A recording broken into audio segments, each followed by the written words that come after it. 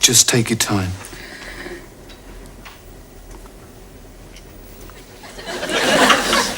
It was one day last month. Les came in late, and he was really drunk. But he told me he'd been kidnapped by some space aliens. And they forced him to drink 10 pints of beer and 2 bottles of whiskey. Of course, I didn't really know whether to believe him or not. So what did you do then? Well, I rang Sunday Sport and told them Les's story, and they printed it.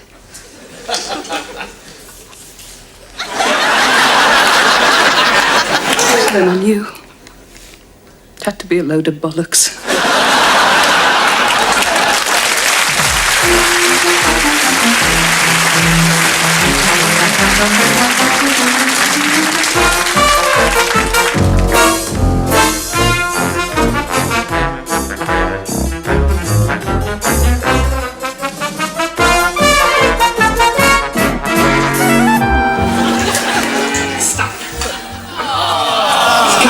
It's coming.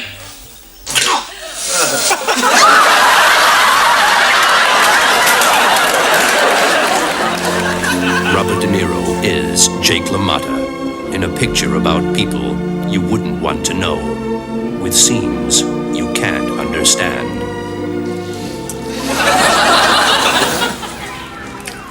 Don't do that. Don't do what? Don't do that. Do what? Eat like a pig. You saying I ain't like a pig? Sure, I'm saying eat like a pig. Eat like a pig. You saying I ain't like a pig? Sure. Shut your mouth. This is my house, you're my guest, and you eat my food. Hey, come on, eat like an animal. I am an animal. Yeah, but you don't have to eat like one. Hey, shut up! We're trying to have a conversation in here. Come here. Come here. Come where? Come here. Okay, come there. Punch me on the nose. Punch you on the nose. Yeah, punch me on the nose. Get out of here, I'm your brother. I ain't gonna punch you on the nose. Punch me on the nose. I ain't gonna punch you on the nose. Come here. Come where? Come here. Come here. Okay, I'll come there. Pop me on the schnoz. Pop you on the what? The schnoz. Pop me on the schnoz. I ain't popping you on no schnoz. Then ping me on the skadooty.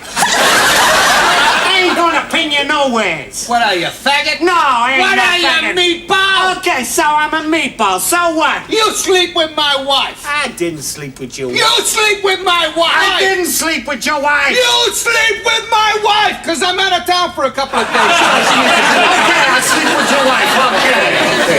Okay. That's good. Don't do this. What, don't do that? Don't do that. What, do this? I don't like it when you do that. Even more, I don't like it when you do this. What, when I do this? Yeah, I don't like it when you do that. Why do you do this and do that to me all the time, huh? We're Italian.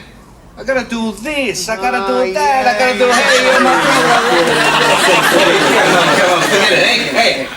hey, come on, hey, come on. Hey, let's see, come on. Okay. Eat like a pig. You said I ain't like a pig? Sure, you eat like a pig. I'm saying you eat like a pig. Don't miss the padding, the needless chat, the inane dialogue, and the piles of spaghetti in Martin Scorsese's Raging Bullshit. Gathering dust in a video shop near you.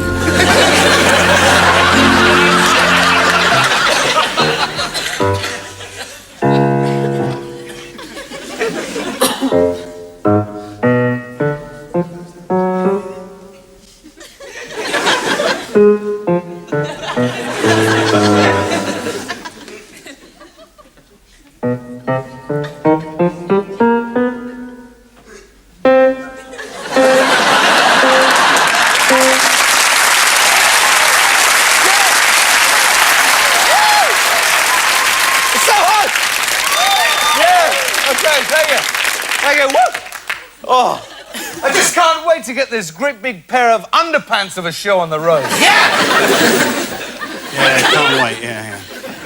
I'm just feeling so hot. I mean, I've just got sexiness pouring out of every pore of my body. Yeah. Do you mind if I'll just make a short announcement. It won't take very long. Okay. Everybody, this is my best friend. Listen to him, please. The stage is yours. Ladies and gentlemen, if you bear with me. Please. Woo. Thank you. I'd just like to take this opportunity to say, well, to scotch, really, the rumours. Oh, scotch the rumours. The scurrilous rumours are presently circulating about, well, about my best friend Gareth here. They're absolutely not true. Thank you. Well, let's get this show on the road. Let's give it plenty of What rumours? Huh? You said that there were rumours circulating about me. You know, the What rumours. No, I don't know what rumours. Look, I wouldn't have mentioned it if I knew you were going to get uptight about it. Oh, Norman, I'm not getting uptight about it. Now tell me, what rumours? I'm not telling you, Gareth. It'll spoil your performance in the show. There won't be any show. Look. The rumours are totally false. They're totally unfounded, all right? So let's get on with the show and go, woo! And give them 10 o'clock Sunday. I know what rumours you're talking about. And you're right. They're ridiculous, completely laughable. Yeah, I told you they were ridiculous. Now, let's get changed for the first sketch and give it plenty of whoops. Okay? Yeah, okay. I've never even met his wife.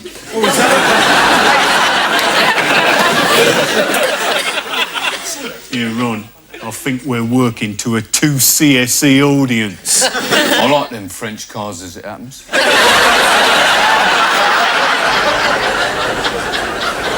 Playing Sunday League soccer's my life, right? I mean, people really wind me up when they say it's all about beer-swilling big fat yobbos, because they're wrong.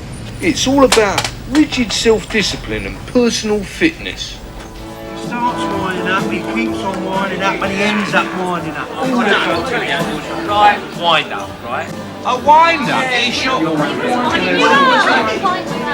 wound up by a wind-up merchant. I am well wound up, is that? Oh, right, the night for a big game. Well, I look after myself as that. You know, I think it's important to relax. I like to put the game, you know, out of my mind and get completely pissed. I'm not averse to the odd 15 pints of lager top. I'm still a bit of a Nigel Avers, though, you know, a bit of a charmer as it goes. Yeah, my mates reckon it's a bit of a gift I've got. My name's Sid. Did you drop them?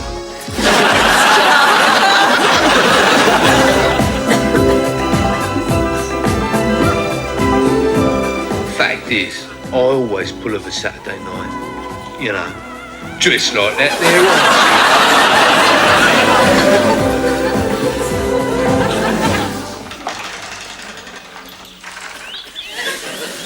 Nah, mate, nah.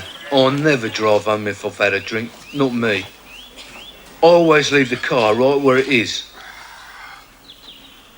Mind you, living around here, you ain't got much option. Of course, you've got to get a good night's kip before the game. You know, set yourself up right and proper. You know, I look forward to Sunday mornings as it happens, you know, it's a bit of a laugh, isn't it, you know. I mean, they're a good bunch of lads, you know, and they're mates. And as we say, like, you know, once your mate's a mate, he's a mate. Morning, wankers. The warm-up is dead important, like, it gives me an opportunity to stretch those muscles what don't get used during the week. When I play football, right, I play to win, but I play fair.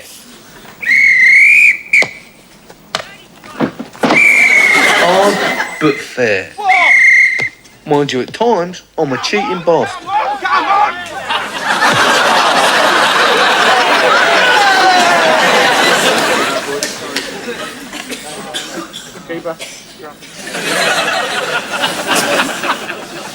I'll tell you what, that bloody ref, he must be blind, mate. Yeah, you ain't noticed nothing all afternoon. Nah, nothing.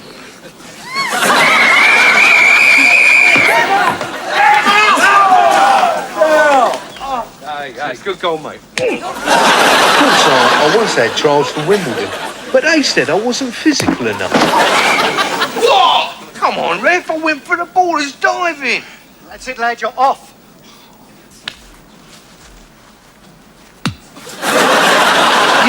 I'd have a couple of beers after the lad's done good, you know, have a bit of a laugh, let off steam. Yeah, of course, sometimes, you know, we can't give it stick all day long, like. Nah, some of the lads have got to do the afternoon shift.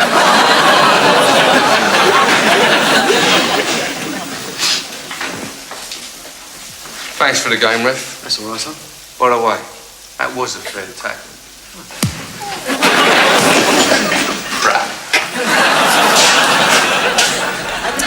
And, what have you brought to show me?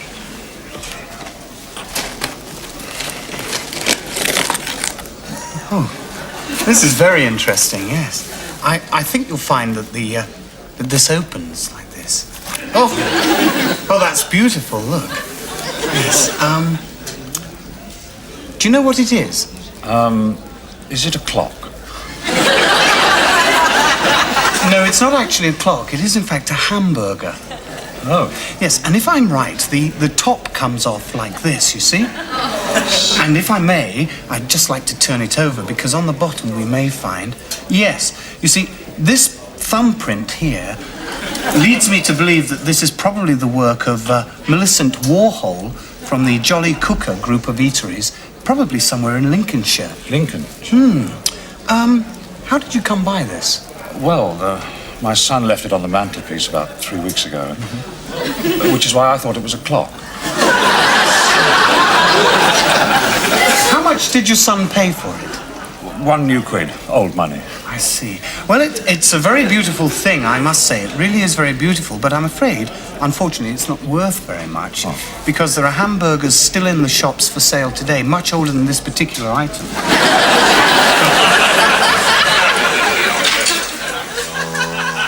Stop. Is it really worth the risk? Use a rondon. It's better to be safe than to get your shirt sleeves wet.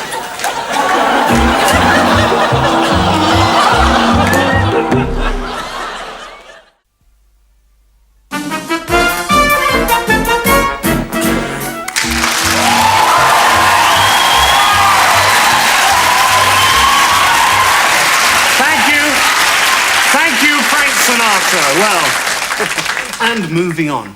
My next guest is an author who's recently published a biography on John Lennon called I'm the Only One Who Really Knew John, and in fact I knew him better than all the others who've written a book about him. And this book has caused a storm of controversy, including accusations that its contents are so blatantly inaccurate and false that it stands a good chance of being serialised in the Daily Mail.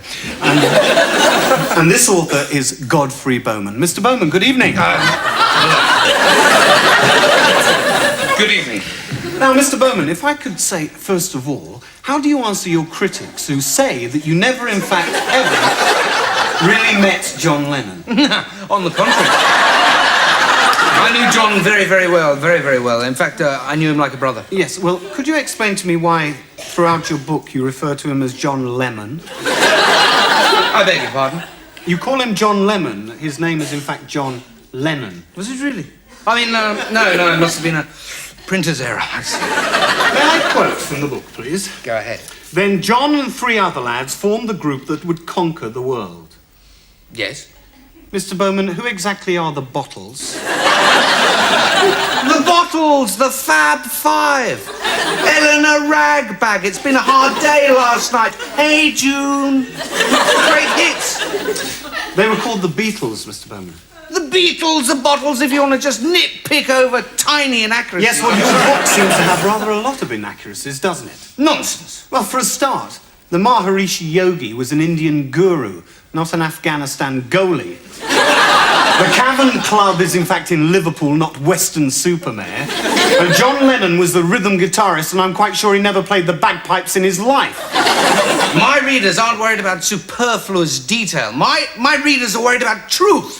The truth, I see. Let me quote again. The demise of the Bottles came about when John met and fell in love with a 4-foot Japanese midget who had all the charm, personality and sex appeal of a similar size bag of washing. Yes? But Mr. Bowman, there is one further inaccuracy in your book. John Lennon. Lennon? Yes, John Lennon actually never joined the army and served in Germany, Mr. Bowman. He didn't? No. Oh, I must be confusing him with the subject of my latest biography. Oh, you've written another biography, have you? Yes, I have. Elvis Preston. I knew him like a brother and more than anybody else. £49.95. Thank you.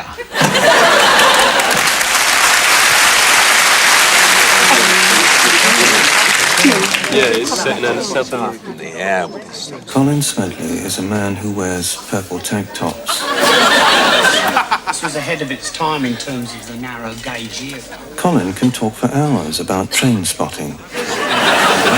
If I roll my trousers up, you'll see a remarkable thing. Colin can touch his wrist with his thumb. I prefer the laser printing myself. Colin Smedley is a man who knows about computers. Okay, I may disagree. A TV survey has revealed that Colin Smedley is still a lot more interesting than Martin Daniels. I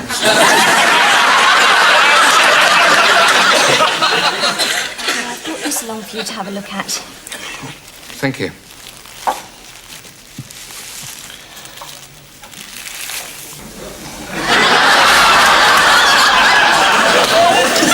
It's been in the family for years. Yes. Can I ask you where you got it from? Yes, I found it in my granddad's tool boy. Well, as you can see, it's beautifully tooled. It was made in Taiwan by the Spanky Wanky Company. And if I'm not mistaken, these normally screw. Yes. And voila. You can see the original batteries inside it there. Lovely. Wow.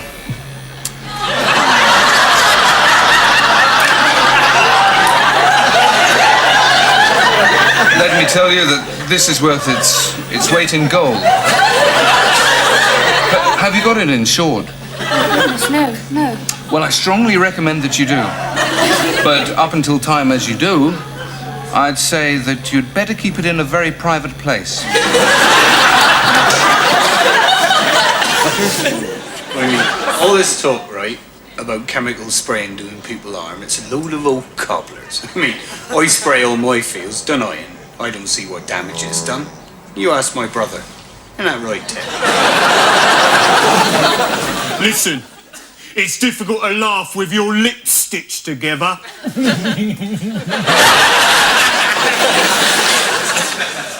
Readings from my latest anthology, Nitrous Oxide, What a Gas, by Groovy Wordbender. My baby done left me and I feel blue, the colour of a Carl Perkins suede shoe. My baby done left me, I'm going insane. I'm even bluer than a varicose vein. Man, I'm bluer than movies from Scandinavia. I'm bluer than seas in the Mediterranean. I'm bluer than limbs that surgeons cut off. I'm feeling so blue, I just blew off. Sir, old spick span in Bristol fashion, sir. Lovely. I'll do that for you, sir. There we are, sir. Dry the hands, sir. Certainly this way, sir. Just put your hands in there, sir. There we are, sir. Just stick them in there, sir. And rub them together, sir. There we are. Rub them together nicely, sir. Lovely, sir. All dry now, sir. There we are, sir. Lovely, sir. Have a good evening, sir. Oh, thank you very much, sir. Thank you very much indeed, sir. Thank you, sir. Oh, good evening, sir. Hello. How are you, sir? Lovely evening out, sir. It's fine, thank you. Are you a new member in the club, sir? Actually, I am, yes. I didn't think I'd seen you before, sir. There we are. Oh, I can do that for you, sir. There we are, sir. Just do it there, sir. There's nice and lovely, sir. Lovely, sir. Oh, let me do that for you, sir. There we are. It's a little comb, sir. There, that's lovely, sir, isn't it? Fine, there we are, sir. Oh, let me do that for you, sir. I can do that, sir. There we are. Rub-a-dub-dub, sir. Soon have them nice and bright. Lovely pair of shoes, sir, if I might say so, sir. Yes. Lovely. See your face in them now, sir. Lovely. Over here, sir. Yes, sir. Certainly, sir. Let me help you there, sir. Oh, no, I can do that for you, sir. I can do that. No, sir. Please, I can do that for you, sir. Now, just hold the jacket, sir. Take a little step forward, sir. Just a little step forward, sir. There we are, sir. Yes, sir. That's nice, isn't it, sir? Oh, let me get that for you, sir. There we are, sir. There we are. So, just open your legs a little more, sir. Just a little bit more, sir. Legs apart. There we are, sir. And out she pops. There she goes, sir.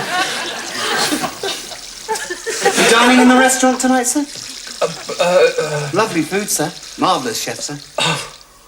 All finished, sir? Just a little shake.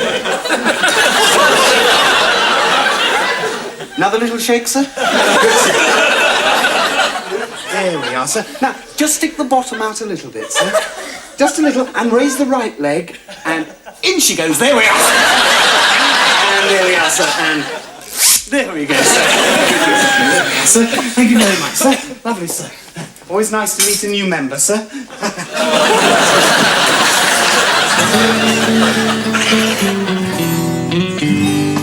Remember in the 60s when we shot to fame, singing with a lisp was how we made our name. In a bright nylon polo neck and trousers so tight, we sang on your telly in black and white. When you watched in black and white, you'd often wonder, was your telly alright? Watched in white and black, you would see us rolling forward, then slowly rolling back.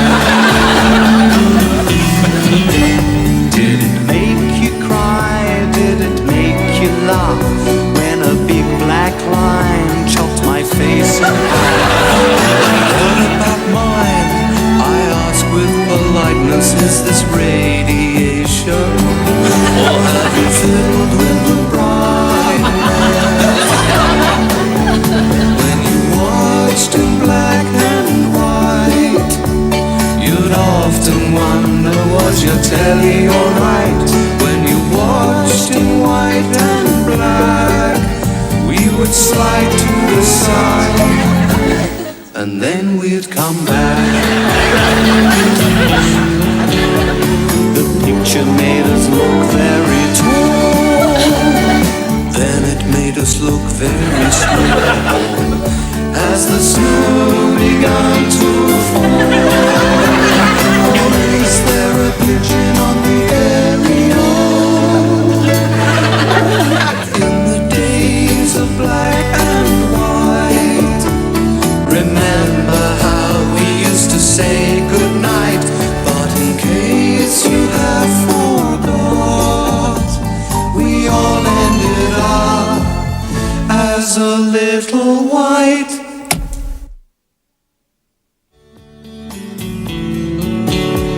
The picture made us look very tall, then it made us look very small, as the snow began to fall. Or is there a pigeon on the aerial? In the days of black and white, remember how we used to say goodnight? But in case you have forgot, we all ended up as a little white